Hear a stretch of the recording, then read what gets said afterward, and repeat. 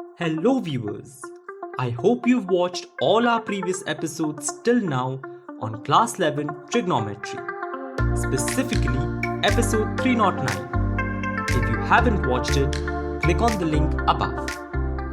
This is episode 310. Equal base angles. You may need to recall episode 306, Trigonometry Extended.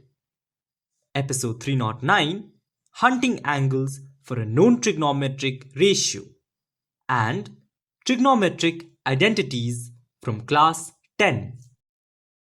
To begin with, let's consider an acute positive angle, say theta, and a random angle whose base angle is theta, say 180 degrees minus theta.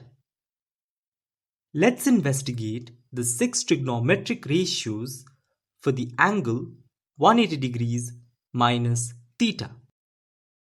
From episode 6, Trigonometry Extended, we conclude that all trigonometric ratios in the second quadrant are negative, save sine and its reciprocal cosecant. As a do-it-yourself, if theta is a positive acute angle, simplify the following. Pause the video if you would like to try it yourself.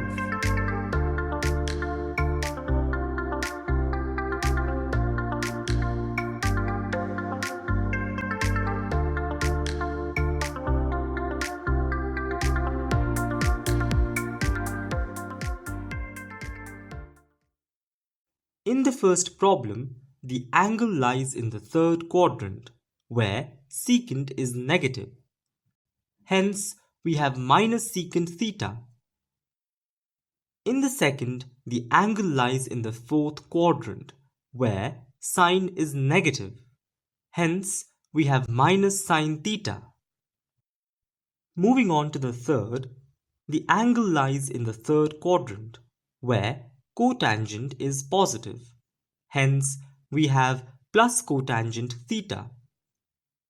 As for the last, the angle lies in the fourth quadrant where cosine is positive. Hence, we have plus cosine theta. Did you get all of them right? Let's look closely at the results we've got. What's interesting is that theta doesn't have to be positive or acute at all. It can be just about any angle, say 120 degrees, and still satisfy these results. But how? Why? We won't be going into any exhaustive proof, but we will be covering a quick bit of why. Why? Because of the nature of trigonometric graphs and because the angles in pink have the same base angle as the angles in blue. So, when working, without loss of generality, we may argue for a base angle theta and extend our results to any angles. Now, as a do-it-yourself, simplify the following. Pause the video if you would like to try it yourself.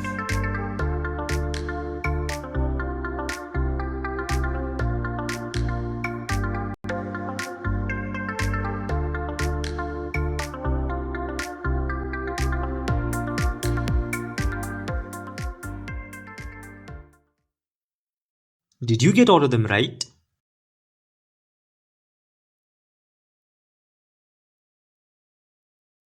Now, hiking the level of difficulty, simplify the following. Pause the video if you would like to try it yourself.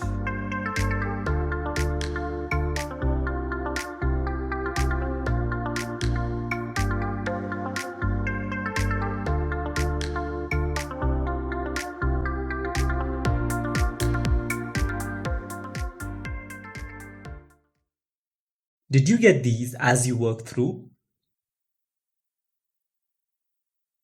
Or these as your final answers?